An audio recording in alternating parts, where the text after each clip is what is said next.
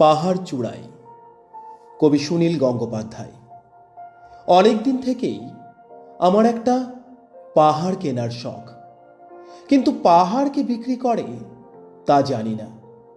যদি তার দেখা পেতাম, দামের জন্য আটকাতো না। আমার নিজস্ব একটা নদী আছে, সেটা দিয়ে দিতাম পাহাড়টার বদলে। কে না জানে পাহাড়ের চেয়ে নদীর দামই বেশি। পাহাড় স্থাণু, নদী বহমান, তবু আমি নদীর বদলে পাহাড়টাই কিনতাম, কারণ আমি ঠকতে চাই। নদীটাও অবশ্য কিনেছিলাম একটা দ্বীপের বদলে। ছেলেবেলায় আমার বেশ ছোট্টখাট্ট ছিমছাম একটা দ্বীপ ছিল, সেখানে অসংখ্য প্রজাপতি। শৈশবে দ্বীপটি ছিল বড় প্রিয়। আমার যৌবনে দ্বীপটি আমার কাছে মাপে ছোট লাগলো। প্রবহমান ছিপছিপে তন্বী নদীটি বেশ পছন্দ হলো আমার। বন্ধুরা বলল, ওইটুকু একটা দ্বীপের বিনিময়ে এত বড় একটা নদী পেয়েছিস, খুব জিতেছিস তো মাইরি। তখন জয়ের আনন্দে আমি বিহ্বল হতাম। তখন সত্যিই আমি ভালোবাসতাম নদীটিকে।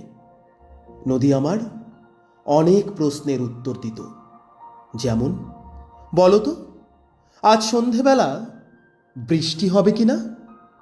সে বলতো, আজ এখানে দক্ষিণ গরম হাওয়া। শুধু একটি ছোট্ট দ্বীপে বৃষ্টি, সে কি প্রবল বৃষ্টি, যেন একটা উৎসব। আমি সেই দ্বীপে আর যেতে পারি না। সে জানতো, সবাই জানে, শৈশবে আর ফেরা যায় না। এখন আমি একটা পাহাড় কিনতে চাই।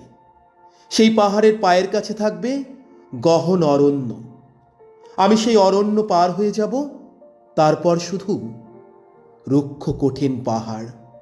একেবারে চূড়ায়, মাথার খুব কাছে আকাশ, নিচে বিপুলা পৃথিবী, চরাচরে তীব্র নির্জনতা। আমার কণ্ঠস্বর সেখানে কেউ শুনতে পাবে না। আমি ঈশ্বর মানি না, তিনি আমার মাথার কাছে ঝুঁকে দাঁড়াবেন না। আমি শুধু 10 দিককে উদ্দেশ্য করে বলবো, প্রত্যেক মানুষই অহংকারী। এখানে আমি একা। এখানে আমার কোনো অহংকার নেই। এখানে জয়ী হবার বদলে ক্ষমা চাইতে ভালো লাগে।